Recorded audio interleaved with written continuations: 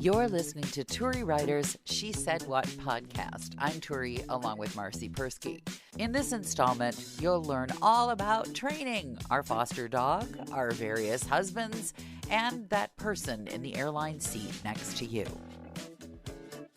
If you ever want to lose 20 pounds, just foster a dog that eats a lot and excretes a lot and live in a 3-story house.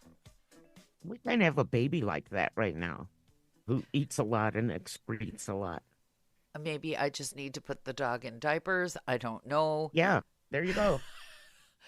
Now, the worst part of it is that the queen of the house, our actual German Shepherd, she is unmoved. You cannot win her heart if you are another dog. There's nothing you can do to ingratiate yourself to this dog.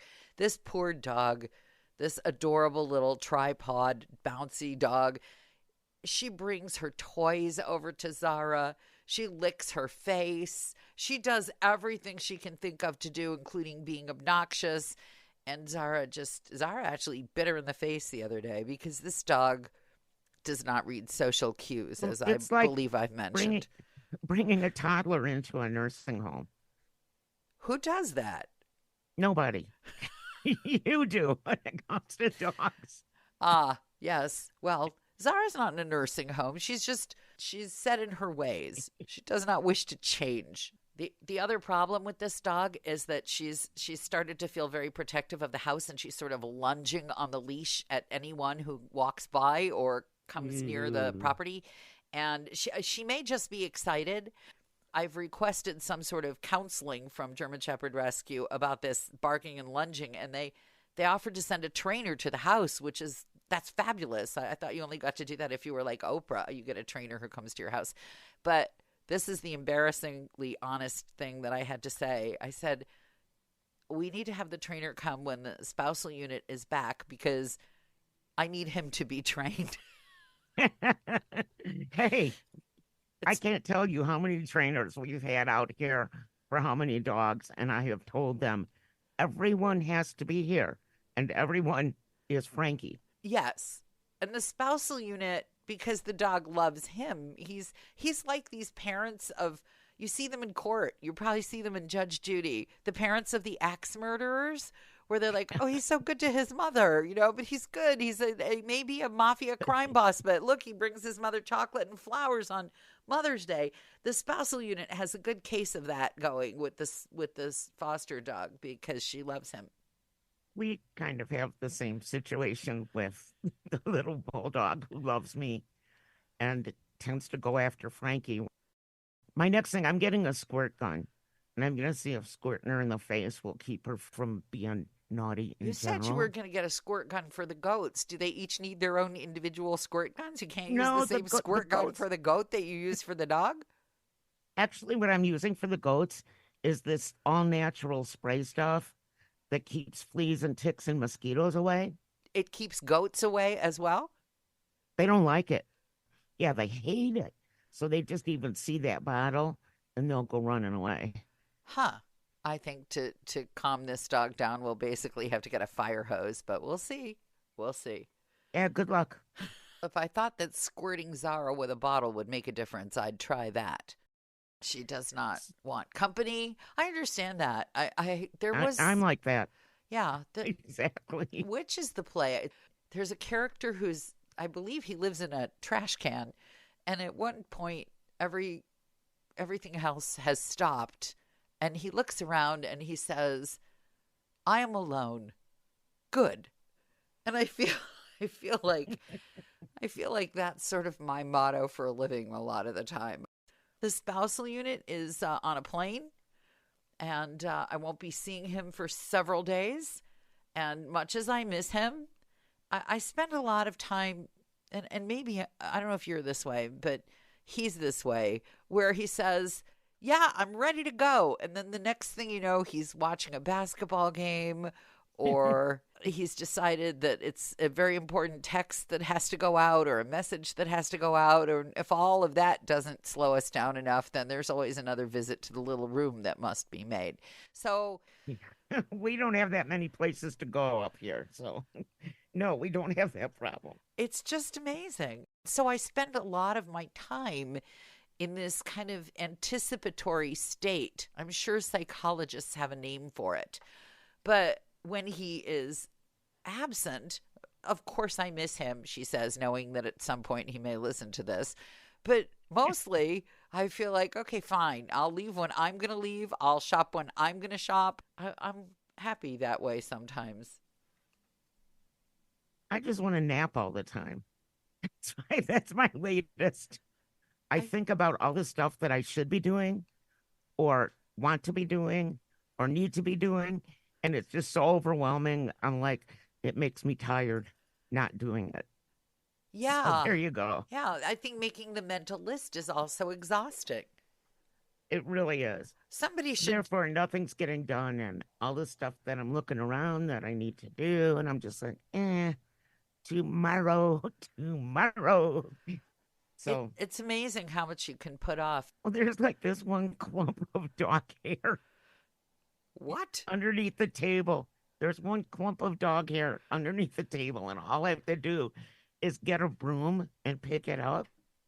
But for some reason, I just keep looking at it for 3 days now. I hate to say It this. hasn't gone anywhere I or hate gotten any I bigger. hate to say this, but I believe I have the matching clump of dog hair Yeah. underneath the Yeah. dining table at our house. We have the same problem. And about the fourth time that it happens, you think, oh, I'll just pick it up. And then you don't. No, I No. just look at it, hoping that some dog or cat will eat it. I don't know. So the last podcast was about me getting up to get things done. And apparently, this podcast, I'm just going to glory in the fact Doing nothing. getting nothing done. Okay. Yep. Here's what I love about the crappy new jargon of the what are they, Generation Z plus or something. This is one of their favorite phrases that I absolutely hate, but it will come in useful right about now. Holding space. We're gonna hold space for that. I'm Holding gonna hold space for the dog hair. That's what I'm gonna do. I'm in with you.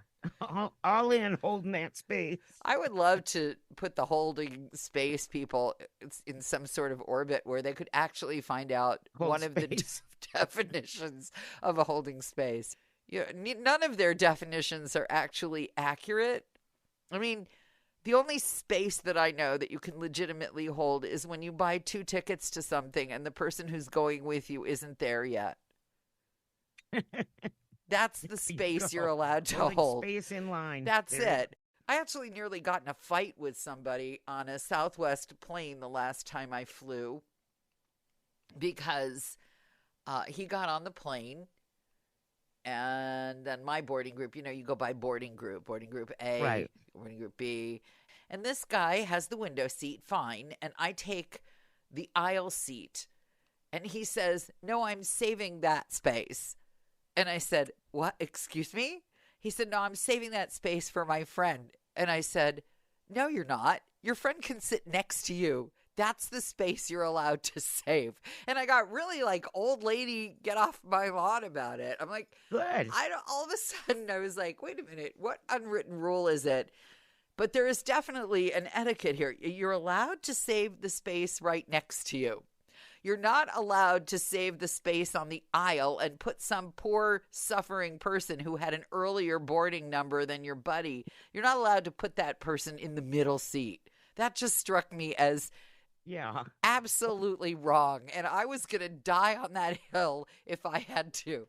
And I I mean, actually read an article, I yeah, think yesterday, yes. about Southwest Airlines boarding problems What? and people cheating to get early boarding, like claim they have babies or whatever and they don't, and then the people don't pay attention to it. Or like what just happened to you, people saving seats I don't mind if you save the inconveniently. seat next to you. Fair enough. Yeah.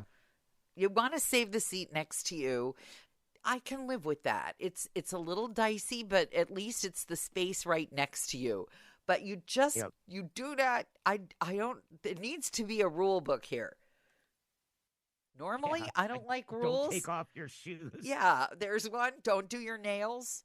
There needs to be a rule book about holding space. We need to have a whole little seminar about holding space. They said that there's like fights breaking out among people because of people like cutting in line where they don't belong and that kind of stuff.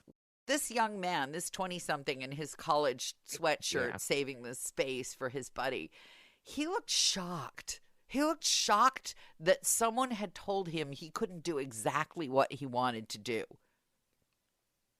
I'm not going to say anything about that because I'm just going to laugh. Why? Did you raise someone who looks at you like they've never been told they couldn't do exactly what they wanted to do? You know what? When my youngest was like 13 maybe, and Frankie's parents came from Chicago to visit us in Flagstaff. And everybody sat down for dinner, and Frankie's dad sat down next to Frankie, and she said to her poppy, "Excuse me, that's my seat," and wanted him to get up and move. And she was very upset about it. And you must have been very upset because, of course, that is mortifying to have your child. Of course, it's one thing if the kid is like 4 years old, but it's another thing if they're like 12 or 13. Yeah, when they have teen at the end of the year of their birth, that's probably yeah. Yes.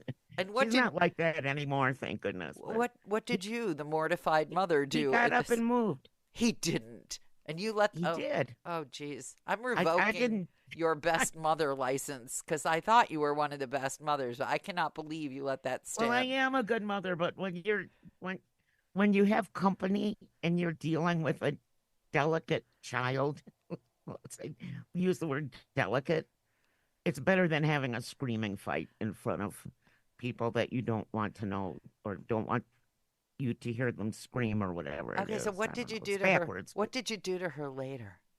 Oh, we had a little talk. We had a little big talk. Okay, we had a little big loud talk. I'll give you back your about license. Manners and visitors and how, Poppy is the king. You don't throw the king out of his throne wherever he picks it. Well, that's kind of what's going on with the dogs right now. I think you've sort of nailed it. Full circle. Yes, exactly. Thanks for listening to the Turi Writers She Said What podcast. Since you've made it to the end, you might want to know that my book, She Said What? A Life on the Air, is not only available in print, but now also in complete audiobook form, narrated by me and available on Audible.